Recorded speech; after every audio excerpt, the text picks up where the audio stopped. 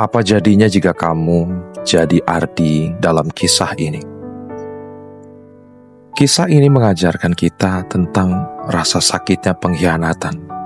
Ardi adalah seorang bapak rumah tangga yang sangat mencintai istrinya Sari dan anaknya yang bernama Dimas.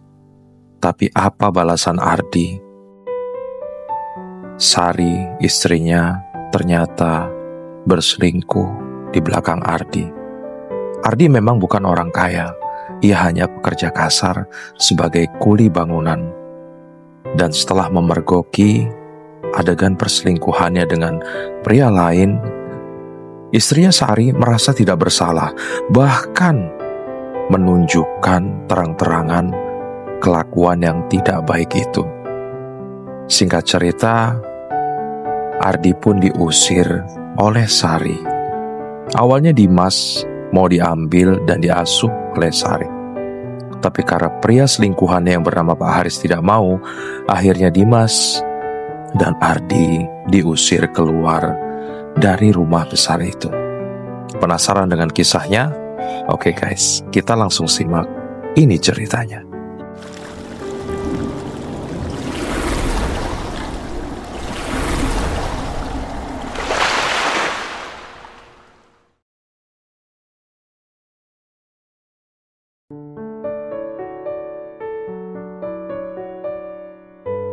Namaku Ardi.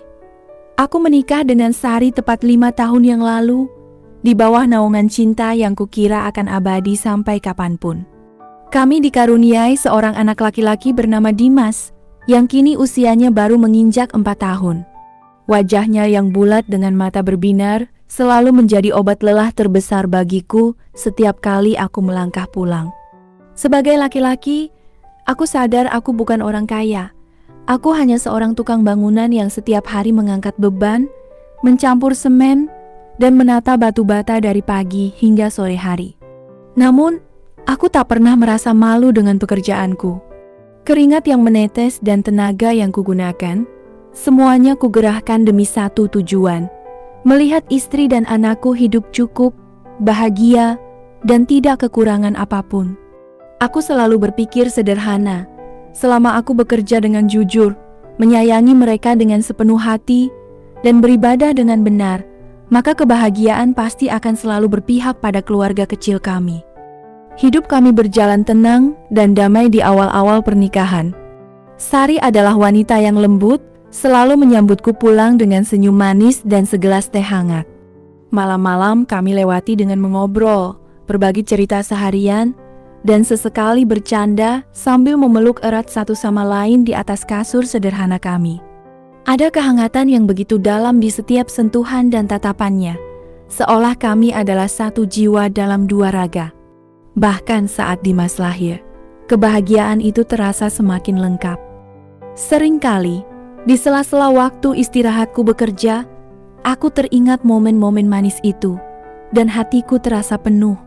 Di lingkungan tempat kami tinggal, ada tetangga bernama Bu Ani, wanita parubaya yang selalu ramah dan sering menasihatiku sebagai anak sendiri. Ardi, kau beruntung punya istri secantik dan sebaik Sari.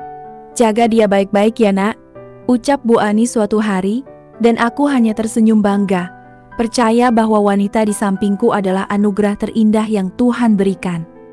Namun, belakangan ini, ada sesuatu yang berubah. Sesuatu yang samar, namun terasa begitu mengganggu di hatiku. Sari mulai sering pulang terlambat, padahal dulu ia selalu ada di rumah menungguku. Kalau kutanya kemana saja ia pergi, jawabannya selalu sama: ada acara arisan, main ke rumah teman, atau sekadar jalan-jalan menghilangkan penat. Gawai genggamannya pun kini selalu dikunci rapat. Tak pernah lagi ia taruh sembarangan seperti dulu. Kalau ada pesan masuk, ia segera mengambilnya dengan gerakan tergesa, lalu membacanya sambil menjauh dariku, seolah menyembunyikan sesuatu yang besar. Pernah sekali aku bertanya dengan nada lembut, "Sari, ada apa ya belakangan ini?" Seolah ada jarak di antara kita, tapi ia langsung marah-marah, matanya menatap tajam ke arahku dengan nada suara yang dingin dan menusuk. Aku kan juga punya kehidupan sendiri, punya teman, dan punya keinginan Ardi. Jangan semua hal kau curigai dan kau kendalikan.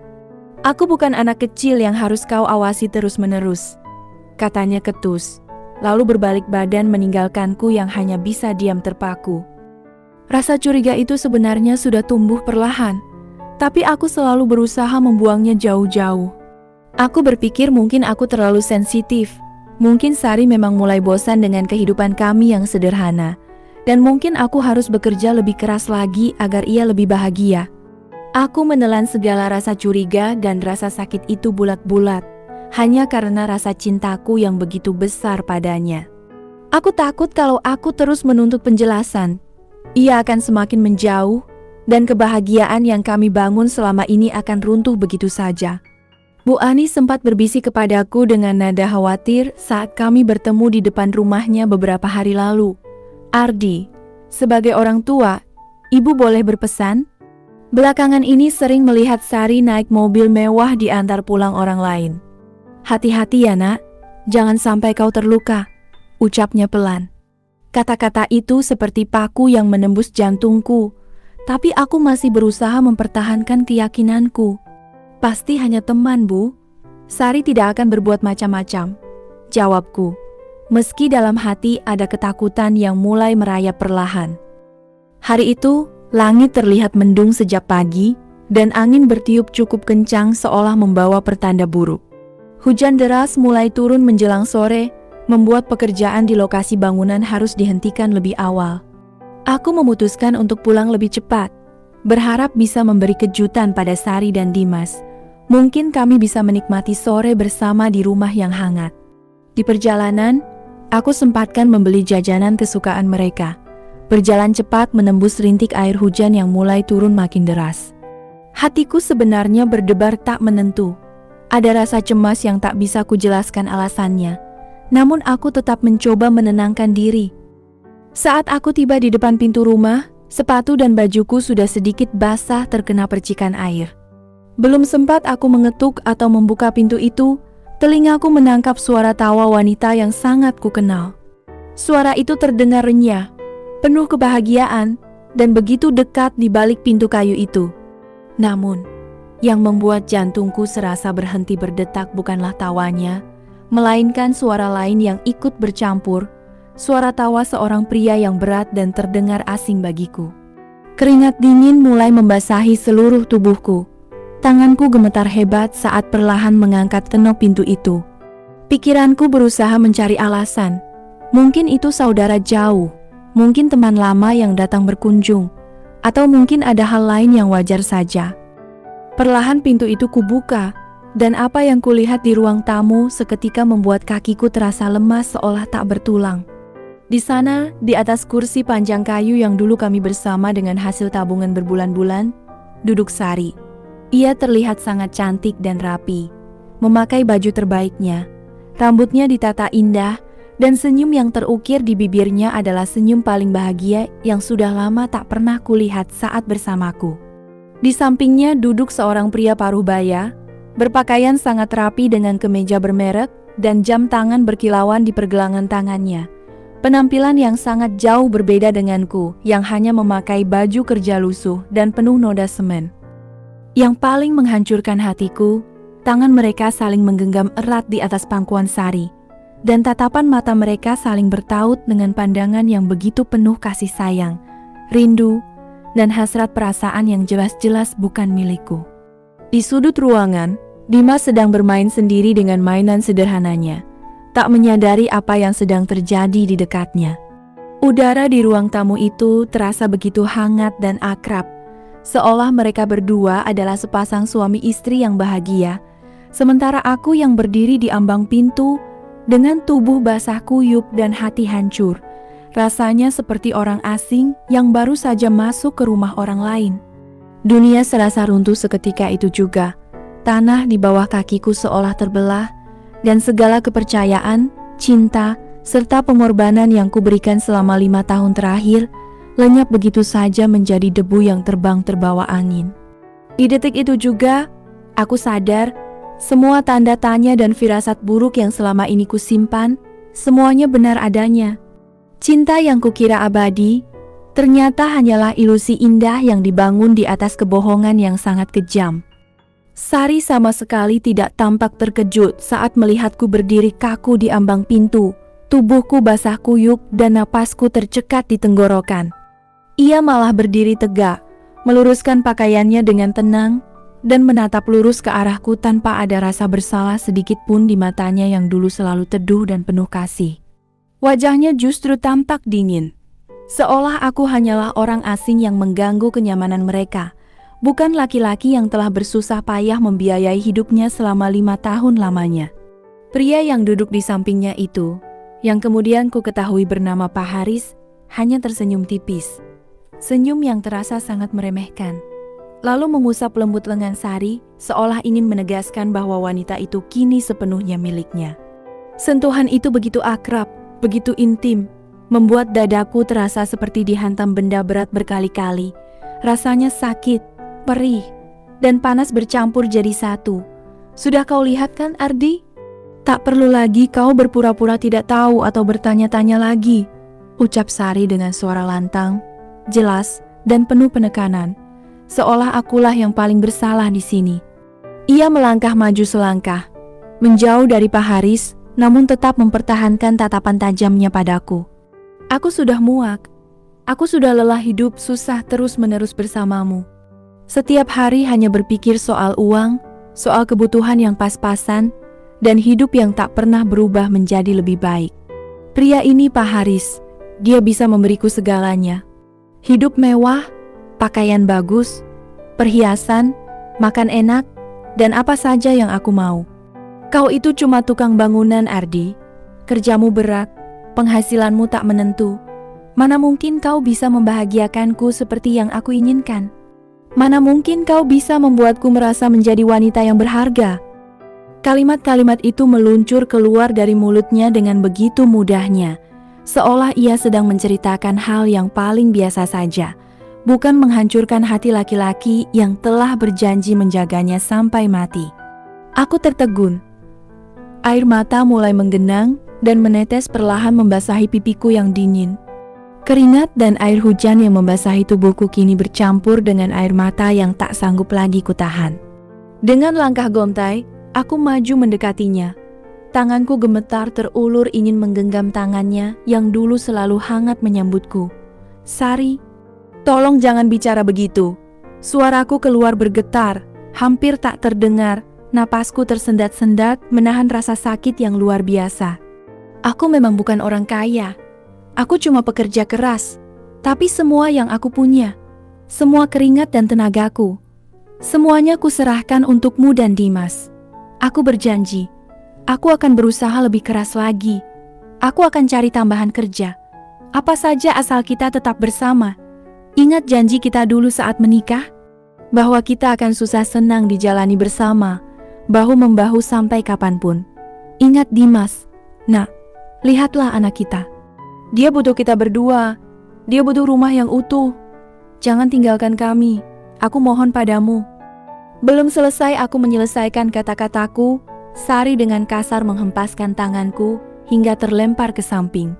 Ia menarik kembali tangannya seolah-olah kulitku kotor dan menyakitinya. Wajahnya kini berubah marah.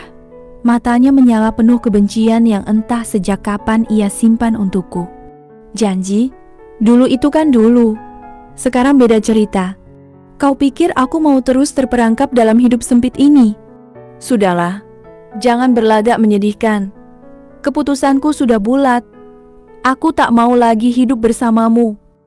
Saat itu, Pak Haris maju selangkah berdiri di samping Sari, menatapku dari atas ke bawah dengan pandangan yang sangat meremehkan, seolah aku hanyalah serbuk debu tak berharga di lantai rumah itu. Pakaiannya yang rapi dan wangi sangat kontras dengan tubuhku yang kotor, basah, dan bau semen. Lebih baik kau pergi dari sini sekarang juga, Ardi.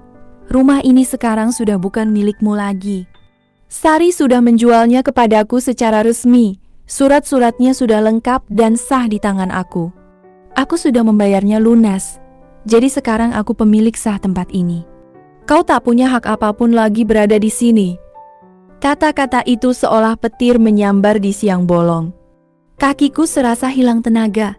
Aku hampir jatuh tersungkur mendengarnya. Rumah ini, rumah yang kami bangun bersama bertahun-tahun, batu demi batu, semen demi semen, dengan keringat dan air mata, rumah tempat kami menanamkan segala kenangan manis dan sedih, ternyata diam-diam sudah dijualnya tanpa sepengetahuanku sedikit pun. Bagaimana bisa ia tega melakukan itu? Bagaimana bisa ia mengkhianati kepercayaanku sedemikian rupa? Rasanya seluruh dunia berputar kacau. Dadaku terasa sesak seakan tak ada udara yang bisa kuhirup lagi. Belum sempat aku mengeluarkan suara atau bertanya lebih lanjut, Pak Haris tiba-tiba mendorong bahuku dengan kuat hingga aku mundur beberapa langkah hampir terjatuh ke dinding. Di sudut ruangan, Dimas yang sejak tadi diam melihat semuanya mulai menangis keras. Ia berlari kecil menghampiriku dan memeluk erat kakiku dengan kedua tangan kecilnya yang gemetar. "Ayah, jangan pergi. Ibu kenapa marah sama ayah? Kita mau kemana ya?" Jerit anak kecil itu histeris. Suaranya memecah keheningan dan semakin menyayat hatiku. Sari bergegas mendekat, menarik paksa tangan Dimas agar lepas dari pelukanku. "Dimas, ikut ibu saja. Ayahmu itu tidak berguna. Dia tak bisa memberimu apa-apa. Di sini baru tempatmu yang pantas." Ucapnya dingin, tak ada sedikit pun rasa iba atau kasih sayang terlihat di wajahnya saat menatap anak kandungnya sendiri yang menangis sejadi-jadinya. Namun, Pak Haris segera menahan tangan Sari, menggeleng tegas dengan wajah jijik. "Bawa saja anak itu pergi. Aku tak mau punya beban atau tanggungan anak orang lain di rumahku. Aku mau hidup tenang bersama kamu saja, tak mau ada gangguan apapun. Dia anakmu dari laki-laki miskin ini, jadi uruslah dia berdua, jangan bawa ke dalam hidupku." Sari tampak ragu sejenak, namun kemudian ia mengangguk patuh seolah perkataan pria itu adalah hukum mutlak yang tak boleh dibantah. Ia melepaskan genggamannya pada tangan Dimas dan mundur kembali ke sisi Pak Haris. Pintu depan yang baru saja kubuka tadi kini didorong paksa oleh mereka berdua, mengusir kami keluar ke halaman depan yang kini mulai diguyuri hujan deras. Angin bertiup makin kencang. Air turun seakan langit pun ikut menangis merasakan nasib kami. Aku berusaha menahan pintu itu agar tak tertutup, berusaha memohon sekali lagi, namun tubuhku didorong dengan kasar hingga kami berdua terlempar ke jalan raya beraspal yang dingin dan basah. Brak! Suara pintu tertutup rapat dan dikunci dari dalam terdengar begitu keras, bergema di telingaku seolah menjadi penutup akhir dari segala kebahagiaan yang pernah kumiliki. Kami berdua duduk di pinggir jalan, terguyur derasnya air hujan yang membuat tubuh kami basah kuyup seketika. Dimas masih menangis. Tubuh kecilnya menggigil kedinginan, wajahnya pucat dan bibirnya membiru. Aku segera berlutut, memeluknya sekuat tenaga, menutupi tubuh kecilnya dengan jaket lusuh yang kukenakan, berusaha menghangatkannya sebaik mungkin, meski tubuhku sendiri pun sudah gemetar hebat karena dingin dan rasa sakit yang tak terlukiskan. Di balik jendela rumah itu, samar-samar kulihat bayangan mereka berdua berdiri berdekatan, saling merangkul dan tampak tertawa bahagia, tak peduli sedikit pun pada kami yang kini terlantar di luar sana. Aku mengangkat wajah memandangi rumah itu untuk terakhir kalinya. Air mataku mengalir deras bercampur dengan air hujan yang turun tiada henti, membuat pandanganku kabur dan buram. Tak ada tempat berteduh, tak ada uang sepeser pun di saku, tak ada satupun orang yang kami kenal di sekitar sana saat itu. Aku bangkit berdiri pelan, menggendong Dimas yang mulai lemas karena menangis dan kedinginan di pundakku. Langkah kakiku berat, namun aku harus terus berjalan. Entah kemana arah tujuannya, entah di mana kami akan beristirahat malam ini. Di bawah langit yang gelap dan penuh badai itu, aku sadar satu hal, rumah dan harta boleh dirampas, namun cinta dan kasih sayangku pada anakku tidak akan pernah bisa diambil oleh siapapun. Meski hidup kami kini telah berubah menjadi gelap gulita. Berbulan-bulan lamanya, aku dan Dimas hidup mengembara tanpa tujuan pasti, terlantar di tengah hiruk-pikuk kota yang besar dan dingin ini. Tak ada lagi atap rumah yang melindungi kami dari panas dan hujan, tak ada lagi kasur empuk tempat kami berbaring dengan tenang. Tiap malam kami harus mencari tempat berteduh seadanya. Kadang tidur di emperan toko yang sudah tutup, berdesakan di bangku halte bus, atau bahkan di bawah jembatan besar yang lewat di atas sungai, tempat angin bertiup bebas, dan suara kendaraan berlalu lalang sepanjang malam menjadi lagu pengantar tidur kami. Tubuhku yang dulu tegap dan kuat kini terlihat kurus dan kuyu. Pakaian yang kami kenakan sudah lusuh, berbau apek, dan penuh tambalan di sana-sini. Mencari pekerjaan pun menjadi hal yang sangat sulit bagiku. Sebagai tukang bangunan, aku biasa bekerja seharian penuh, namun bagaimana mungkin aku bisa fokus mengangkat beban berat atau mencampur semen jika harus selalu mengawasi Dimas kemanapun aku pergi. Tak ada yang mau menerima pekerja yang membawa anak kecil ke lokasi kerja. Tak ada yang mau repot menjaga anak orang lain. Akhirnya, aku hanya bisa mendapat pekerjaan serabutan yang tak menentu. Kadang diminta membantu memuat barang, kadang menyapu jalanan, atau sekadar membantu orang berkebun dengan upah yang sangat sedikit. Cukup hanya untuk membeli sedikit nasi dan lauk sederhana agar kami tidak kelaparan. Di mata orang-orang yang lewat, kami adalah pemandangan yang biasa mereka lihat. Namun reaksi mereka beragam sekali. Ada yang memandang kami dengan tatapan penuh rasa kasihan, sesekali ada yang memberikan selembar uang atau sebungkus makanan sambil menggelengkan kepala sedih. Namun tak sedikit pula yang memandang kami dengan pandangan meremehkan, seolah kami ini sampah yang mengotori pemandangan kota. Ada yang menutup hidung saat lewat di dekat kami karena bau badan kami yang tak sempat mandi berhari-hari. Ada juga yang menatap tajam, seolah kami ini pencuri atau pengemis yang mengganggu. Rasa malu, sedih, dan marah bercampur aduk menjadi satu gumpalan besar yang selalu menyumbat dadaku. Aku malu pada diriku sendiri, malu karena tak bisa melindungi anakku sebaik ayah lain. Aku sedih melihat nasib kami yang berubah drastis hanya karena pengkhianatan wanita yang kucintai sepenuh hati. Dan aku marah-marah pada Sari, marah pada Pak Haris, marah pada takdir yang terasa begitu kejam memainkan hidup kami. Namun kemarahan itu hanya bisa kutahan sendirian di dalam hati. Kutelan bulat-bulat agar Dimas tak melihat sisi lemah dan penuh dendam dari ayahnya. Hal yang paling menyakitkan dari semuanya bukanlah rasa lapar, bukan pula rasa dingin yang menusuk tulang, melainkan melihat Dimas tumbuh dan hidup di tengah kesusahan ini. Anak itu baru berusia 4 tahun. Seharusnya ia bermain dengan mainan bagus, memakai baju bersih, dan makan makanan bergizi di rumah yang hangat. Tapi apa yang ia dapatkan? Seringkali ia harus menahan lapar, tidur di tempat keras, dan melihat ayahnya yang selalu cemas dan sedih. Meski begitu, Dimas adalah anak yang luar biasa sabar dan pengertian. Ia tak pernah menangis minta ini itu, tak pernah mengeluh meski kakinya lelah berjalan jauh atau perutnya berbunyi lapar. Namun, pertanyaan polos yang sering keluar dari mulut kecilnya itulah yang selalu menjadi pisau tajam yang menusuk tepat di ulu hatiku.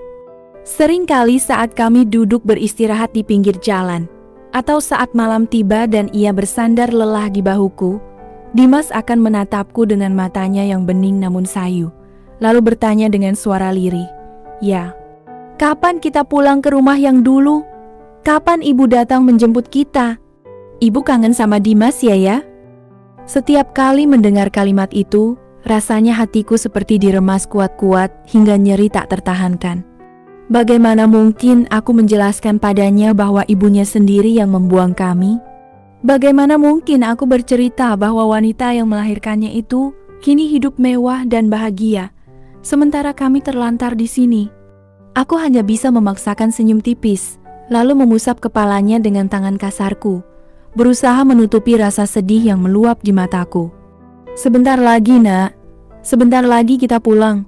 Ibu sedang sibuk sedikit. Nanti pasti ibu datang menjemput kita. Sabar ya, anak ayah yang hebat."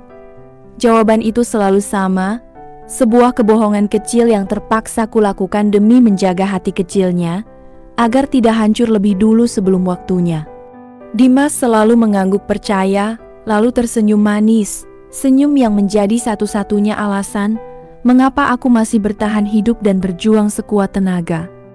Di tengah gelap dan beratnya hidup yang kujalani, takdir akhirnya memberikan sedikit secercah cahaya yang hangat. Suatu sore saat kami sedang duduk lemas di depan sebuah warung makan kecil karena belum makan seharian, seorang wanita parubaya menghampiri kami. Namanya Bu Ratna, pemilik warung itu. Wajahnya tampak ramah, kulitnya keriput oleh usia dan kerja keras, namun matanya memancarkan kebaikan yang tulus. Tanpa banyak tanya, ia mengajak kami masuk, menyuguhkan sepiring nasi hangat dengan lauk yang cukup banyak, dan teh manis yang mengepulkan uap. "Makanlah, Nak. Kalian pasti sudah sangat lapar ya?" katanya lembut. Sejak hari itu, Bu Ratna menjadi sosok malaikat penolong bagi kami. Ia sering memberi kami makanan gratis setiap kali kami lewat atau mampir, dan kadang jika cuaca sedang buruk atau kami tak punya tempat berteduh, ia membiarkan kami tidur di gudang kecil di belakang warungnya, tempat yang sempit, berdebu, dan berbau barang bekas.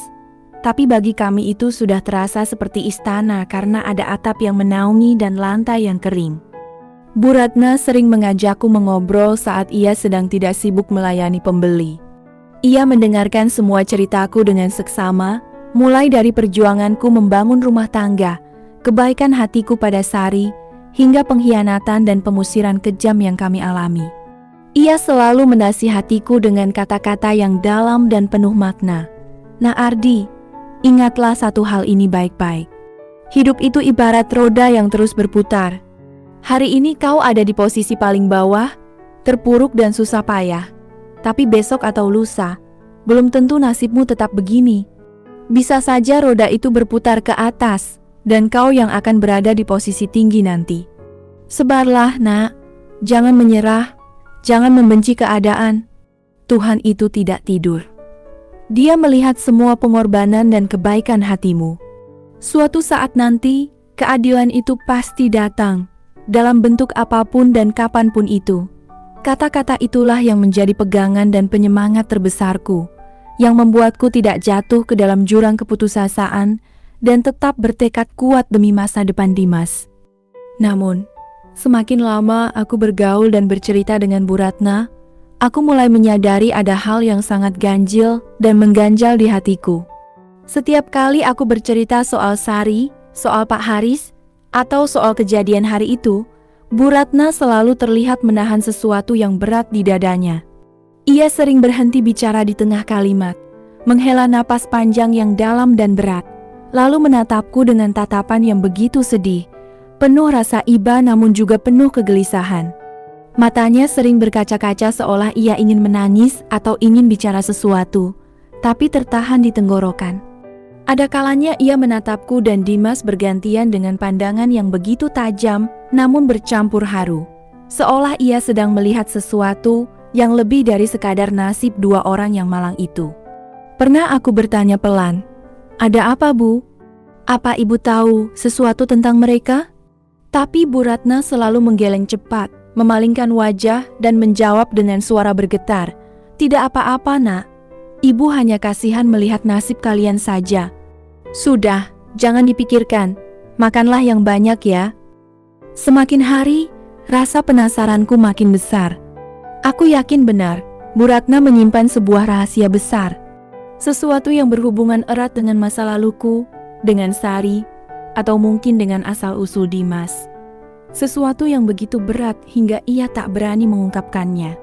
Sesuatu yang mungkin bisa mengubah seluruh jalan hidup kami jika suatu saat nanti ia berani membukanya. Rahasia itu terasa menggantung di udara, samar namun terasa nyata, membuatku semakin ingin tahu, semakin penasaran, dan membuatku sadar bahwa kisah ini belum selesai, dan ada babak lain yang jauh lebih besar dan mengejutkan yang sedang menanti kami di depan sana.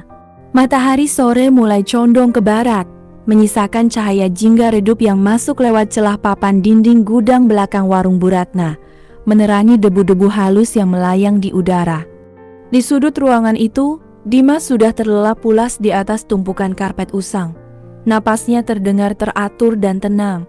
Wajah kecilnya damai meski hari itu ia lelah berjalan mengelilingi pasar bersamaku.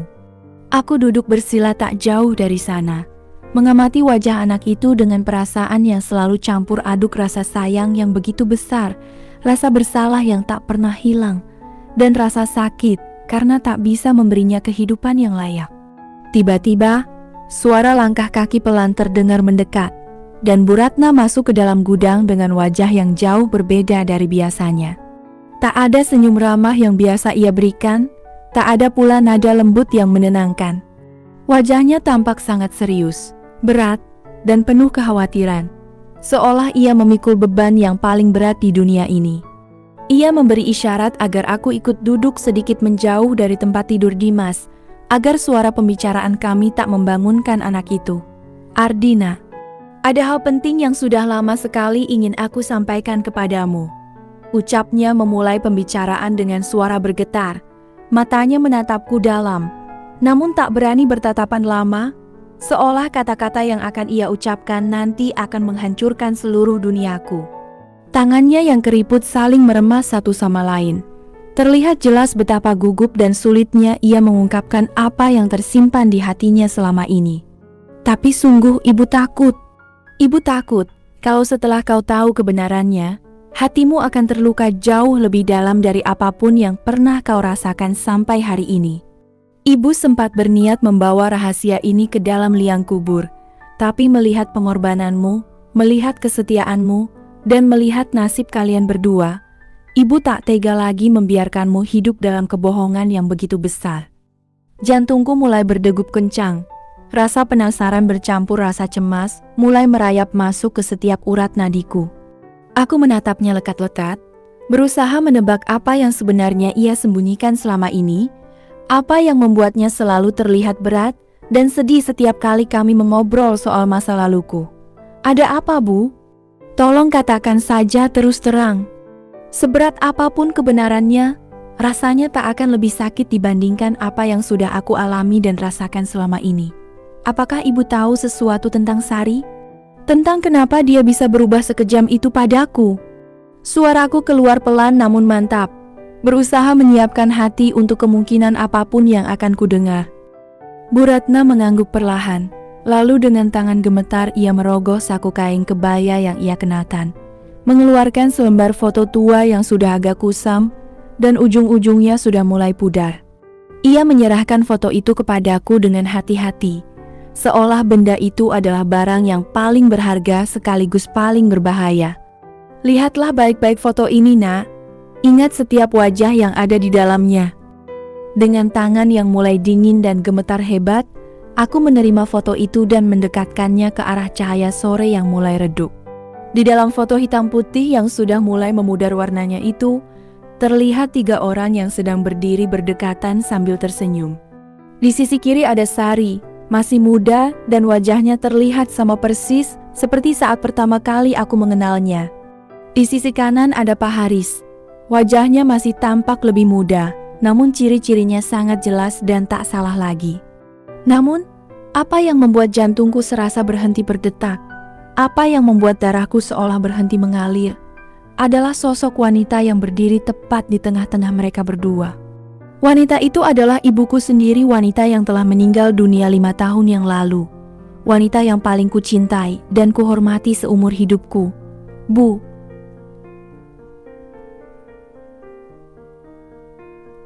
Ngaku maksud semua ini? Kenapa ibu ada di sana? Kenapa dia berfoto bersama mereka berdua? Bagaimana mungkin? Tanyaku terbata-bata. Mataku tak lepas dari wajah ibuku di foto itu. Pikiranku berputar kacau berusaha mencari jawaban yang masuk akal. Rasanya seperti ada gunung yang runtuh menimpa kepalaku. Segala sesuatu yang selama ini aku yakini dan aku ingat mulai terasa samar dan salah. Bu Ratna menghela napas panjang, mengusap sudut matanya yang mulai berkaca-kaca, lalu mulai menceritakan semuanya dengan suara lirih namun jelas. Dulu, jauh sebelum kau bertemu dan menikah dengan Sari, ibumu pernah bercerita semuanya kepadaku. Kalian berdua adalah sahabat dekat sejak muda, jadi tak ada rahasia di antara kami. Sebenarnya, Sari itu bukan orang asing yang kau temui secara kebetulan saja. Sari adalah anak dari saudara jauh Pak Haris yang sudah lama tak berhubungan keluarga. Dan hubungan antara Sari dan Pak Haris itu bukan sekadar hubungan selingkuh biasa, Ardi. Itu semua sudah direncanakan jauh-jauh hari. Sudah disusun rencananya bertahun-tahun lamanya. Ia berhenti sejenak, menatapku yang sudah diam terpaku, tak bisa berkata apa-apa, lalu melanjutkan ceritanya yang semakin menyayat hati. Dulu, Pak Haris adalah pengusaha kaya raya, tapi ia pernah jatuh bangkrut total dan kehilangan seluruh harta bendanya. Ia terpuruk dan sangat membutuhkan modal besar untuk bangkit kembali. Matanya tertuju pada sebidang tanah warisan besar peninggalan kakekmu. Tanah yang kini menjadi tempat rumahmu berdiri dulu. Tanah itu sangat berharga dan bernilai tinggi. Tapi ada satu masalah. Tanah itu sudah ditetapkan sebagai hak milik sah atas namamu sendiri. Dan ibumu bertekad kuat untuk menjaganya tetap milikmu sampai kapanpun. Karena tak ada cara lain untuk mengambil tanah itu secara paksa, Pak Haris menyusun rencana jahat itu.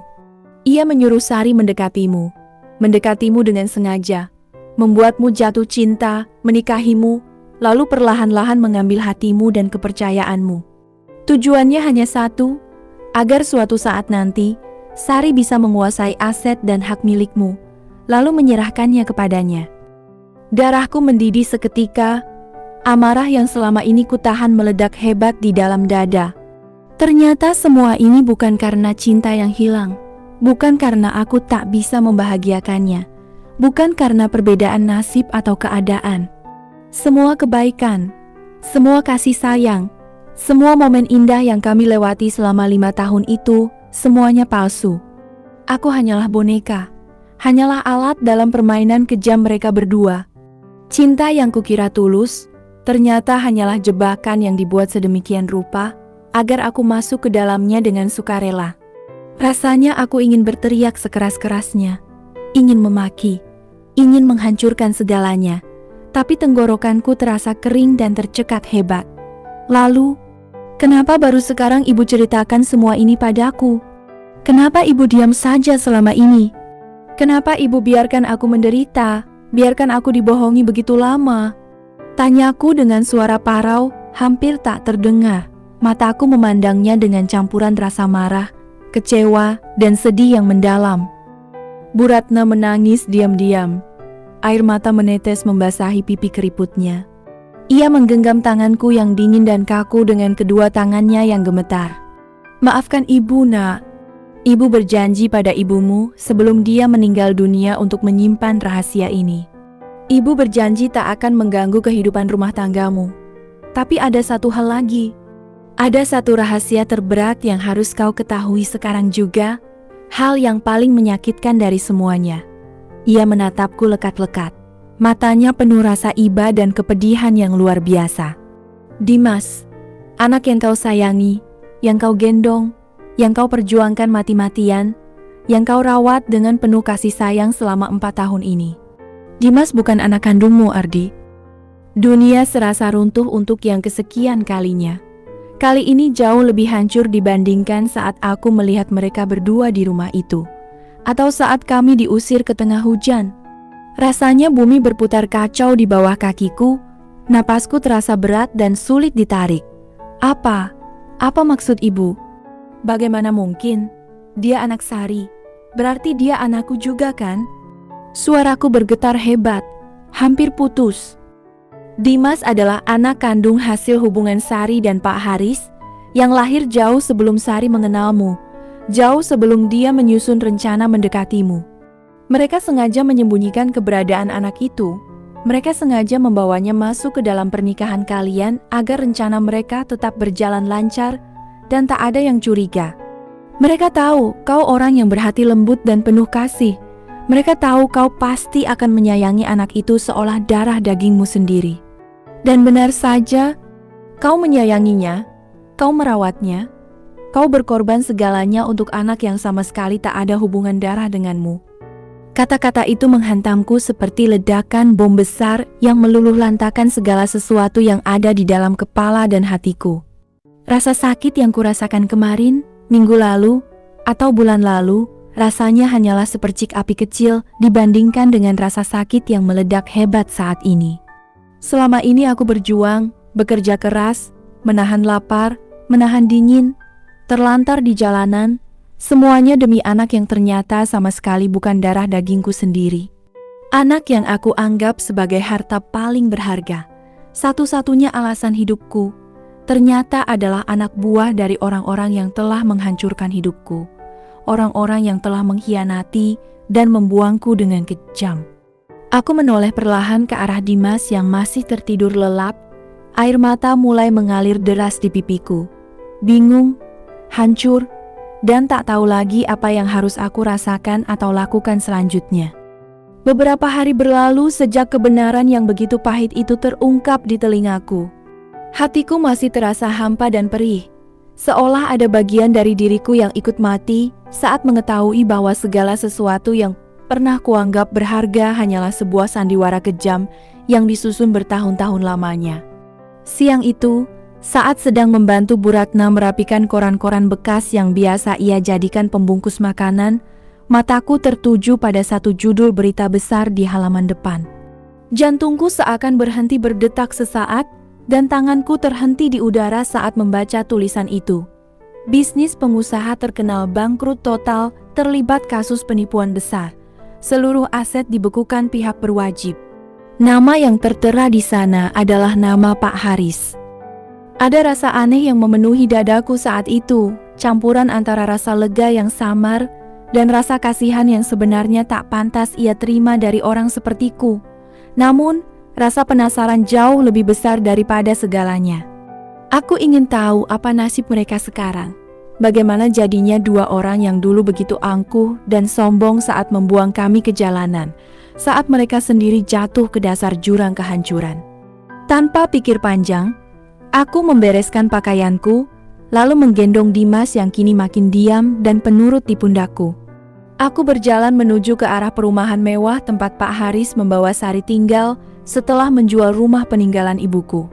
Perjalanan cukup jauh dan melelahkan, tapi kakiku terus melangkah seolah ditarik oleh takdir yang ingin menyelesaikan apa yang belum tuntas. Sesampainya di depan pagar besar rumah mewah yang dulu tampak begitu megah dan berkilauan itu, pemandangan yang kulihat membuatku terpaku kaku di tempat. Pagar itu kini terbuka lebar. Ada segel resmi dari pihak berwajib yang terpasang di sana, dan tak ada lagi orang penjaga yang berdiri tegap seperti dulu. Di pinggir trotoar berdebu tepat di depan gerbang itu, duduklah seorang wanita yang sangat kukenal. Namun penampilannya kini berubah drastis hingga nyaris tak bisa kuakui. Itu Sari, wanita yang dulu selalu tampil cantik, wangi, dan berpakaian indah, kini duduk bersimpuh di tanah dengan pakaian yang lusuh, kotor, dan kusam. Rambutnya yang dulu selalu ditaka, rapi kini terurai berantakan dan berdebu. Wajahnya pucat, matanya cekung dan bengkak seolah sudah berhari-hari menangis tanpa henti.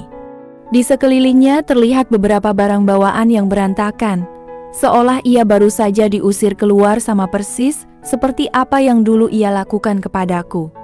Aku menoleh ke kiri dan kanan, mencari sosok Pak Haris. Namun pria itu tak terlihat dimanapun.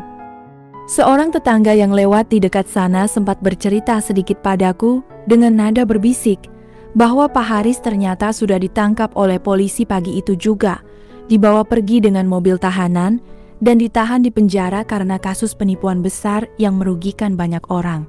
Seluruh kekayaannya disita, rumah ini dibekukan, dan ia kini tak punya apa-apa lagi. Mendengar itu, aku hanya diam, merasakan betapa benar kata-kata Bu Ratna, bahwa roda kehidupan itu memang berputar, dan keadilan Tuhan itu sungguh ada, datangnya hanya masalah waktu saja.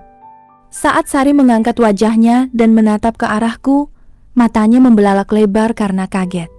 Wajahnya yang pucat itu berubah menjadi lebih putih lagi, penuh ketakutan dan rasa bersalah yang mendalam. Ia bangkit berdiri dengan gontai. Kakinya tampak gemetar hebat, lalu berjalan mendekatiku dengan langkah terseok-seok. Wajahnya yang dulu angkuh dan dingin kini penuh air mata, bibirnya bergetar hebat saat ia merentangkan kedua tangannya, seolah ingin memeluk atau memohon belas kasihan.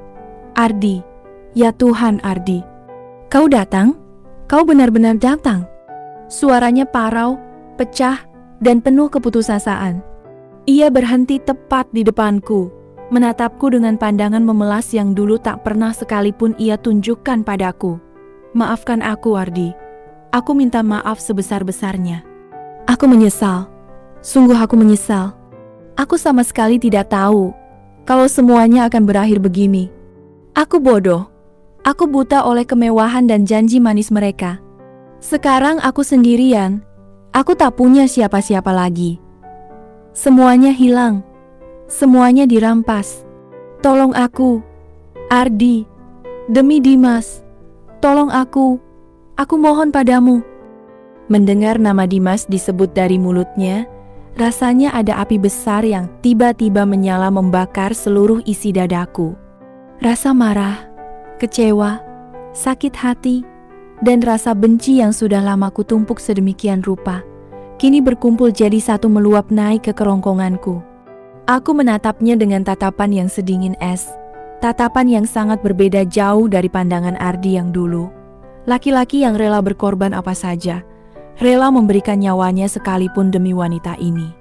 Kini, di matanya aku tak lagi melihat sosok istri yang kucintai, melainkan sosok wanita yang telah menghancurkan hidupku dengan sengaja. Wanita yang menjadikanku boneka, dan wanita yang membuang anak kandungnya sendiri begitu saja saat ia tak lagi menguntungkan baginya. Demi Dimas, suaraku meninggi, bergetar hebat menahan emosi yang hampir meledak. Mataku menatapnya tajam hingga ia mundur selangkah karena takut. Kau berani sekali menyebut nama itu dari mulutmu? Kau yang dulu dengan mudahnya membuang kami berdua ke tengah hujan deras, membiarkan kami kelaparan dan kedinginan di jalanan. Kau yang mengkhianati cinta, kesetiaan, dan kepercayaanku yang begitu besar padamu. Kau yang merencanakan semuanya jauh-jauh hari, mendekatiku hanya demi harta dan tanah warisan ibuku, menjadikanku alat dan bahan tertawaan kalian berdua selama bertahun-tahun. Kau yang menganggap anak itu beban sampah yang harus dibuang saat itu. Sekarang saat kau jatuh, saat kau menderita, saat kau tak punya apa-apa, dan tak ada lagi yang mau peduli padamu, baru kau ingat padaku? Baru kau ingat ada Dimas. Air mata Sari mengalir makin deras. Ia menangis sesenggukan seolah orang yang paling menderita di dunia ini. Ia jatuh berlutut tepat di depan kakiku, memegang ujung bajuku dengan tangan kotor dan gemetar, berusaha memohon dengan segala cara. Aku salah, Ardi. Aku tahu aku salah besar. Aku bodoh. Aku jahat. Aku tidak tahu apa-apa.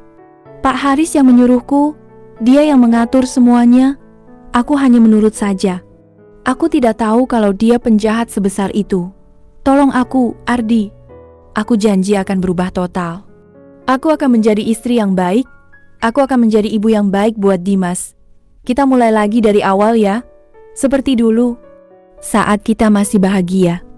Maafkan aku. Berikan aku kesempatan sekali saja. Aku mohon. Aku menggelengkan kepalaku perlahan, namun sangat tegas. Melepaskan genggaman tangannya dari bajuku dengan kasar, namun tetap menjaga sopan santun. Tak ingin menyakitinya secara fisik. Meski hatiku perih luar biasa. Aku menatapnya lekat-lekat, menatap wanita yang pernah menjadi seluruh duniaku itu dengan pandangan yang dingin dan sudah mati rasa. Tidak ada lagi yang bisa diulang kembali, Sari. Tidak ada tombol kembali dalam hidup ini. Ucapku dengan suara berat dan mantap. Kata-kata itu keluar dari lubuk hatiku yang paling dalam. Luka yang kau berikan padaku terlalu dalam, terlalu luas, dan terlalu menyakitkan untuk bisa disembuhkan hanya dengan kata maaf atau janji kosong. Kau sendiri yang menghancurkan kebahagiaanmu. Kau sendiri yang memilih jalan gelap itu. Dan kau sendiri yang membuang segala hal baik yang pernah kau miliki. Sekarang kau harus menerima segala akibatnya sendirian. Sama seperti dulu, kau membiarkan kami berjuang sendirian di jalanan. Antara kau dan aku, semuanya sudah selesai sejak hari kau menutup pintu rumah itu dan membuang kami ke tengah badai. Aku berbalik memunggunginya, tak sanggup lagi melihat wajahnya yang penuh keputusasaan itu. Dimas yang sejak tadi diam di pundakku menoleh ke belakang, lalu bertanya dengan suara lirih, "Ya, itu ibu ya? Kenapa ibu menangis?" Aku tak menjawab, hanya mengelus kepalanya pelan dan terus melangkah pergi menjauh, meninggalkan Sari yang masih berlutut menangis keras di pinggir jalan, menangisi nasibnya yang hancur, menangisi kebodohannya sendiri, dan menangisi kebahagiaan yang dulu ada di depan matanya. Namun ia buang begitu saja karena nafsu dan keserakahan. Di dalam hatiku, aku tahu satu hal pasti. Meski perih dan berat, aku sudah mengambil keputusan yang paling benar, dan langkah kakiku kini menuju ke depan, meninggalkan masa lalu yang kelam itu selamanya. Baru mau aku pergi, Dimas tarik bajuku. Aku tunduk lihat matanya. Ayah, ibu kan sudah minta maaf. Ayah jangan marah ya. Biarpun ibu jahat, ayah tetap ayahku kan? Katanya pelan. Hatiku langsung sedih. Aku ingat kata Bu Ratna soal Dimas. Tapi aku sadar, kasih sayangku lebih besar dari darah. Dia tetap anakku selamanya. Belum sempat jawab, Bu Ratna lari datang. Ardi tunggu. Ada surat ibumu. Isinya ubah segalanya. Serunya sambil kasih kertas. Tangan aku gemetar baca tulisan itu. Ibu tulis dia sudah tahu rencana jahat mereka dari dulu. Dan ada hal besar soal Dimas. Nah Ardi, kalau kau baca ini, berarti semua sudah jelas. Dimas bukan anakmu, dan bukan anak Pak Haris. Dia anak adikmu yang hilang 10 tahun lalu. Dulu adikmu diculik, lalu meninggal saat Dimas bayi. Keluarga Sari rawat dia buat dijadikan alat. Sari sendiri tidak tahu asal-usulnya. Aku sembunyi ini supaya kau sayang dia. Karena dia keluarga kita satu-satunya, air mata langsung keluar. Ternyata Dimas darah saudaraku. Tuhan memang hebat. Waktu aku paling hancur, aku dapat hadiah indah. Ketemu keluarga yang hilang. Semua susah ini ternyata jalan takdir. Aku lihat Sari menangis di tanah. Aku bicara pelan tapi tegas. Sari, aku bantu kamu. Aku kasih tempat tinggal dan kerja. Tapi ingat, bukan karena cinta. Cuma karena aku punya hati. Jangan harap kita balikan. Kita sudah selesai sejak kau usir kami. Sari cuma mengangguk, menangis menyesal. Aku peluk Dimas erat. Cintaku sekarang makin besar. Ayo pulang nak, kita punya rumah baru. Ayah janji selalu ada buat kamu selamanya. Dimas senyum peluk balik.